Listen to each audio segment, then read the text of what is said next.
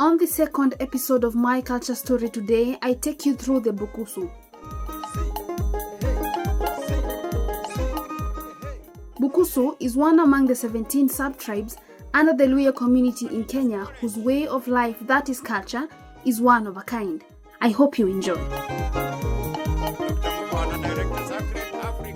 Children in this community were named after seasons they were born in. For example, children named during the rainy season were called Nafula or Wafula, and children named during the harvest were called Nekesa or Wekesa. On rare circumstances, while the children named after their grandparents, that is, if they had a good reputation. During initiation, the boy was expected to go around the village informing his relatives that it was time for him to get circumcised. If the father of this man had paid dowry for his mother, the uncles gave one cow to the initiate, which would be slaughtered during the event. The initiate would be covered with mud all over his body, then a specific grass was put on his head to act as an antennae that connected him with the ancestors.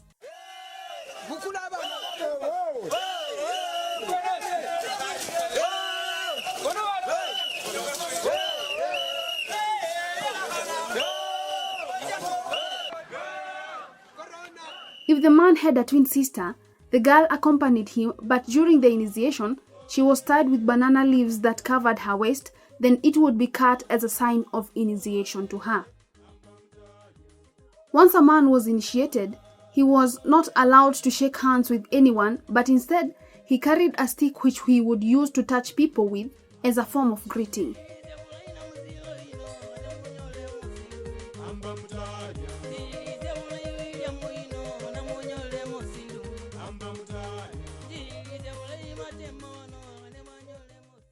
In some cases, parents helped their sons to choose a marriage partner.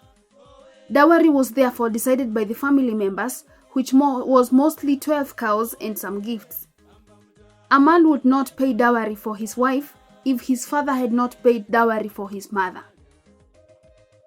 In this community, when a person died, he wouldn't be buried before he was circumcised. In the case he died before circumcision, he would still undergo through the cut, even in his death. A man would be buried just in front of his house, his legs facing the house, and the vice versa happened to a woman. People were then expected to shave as a sign of mourning.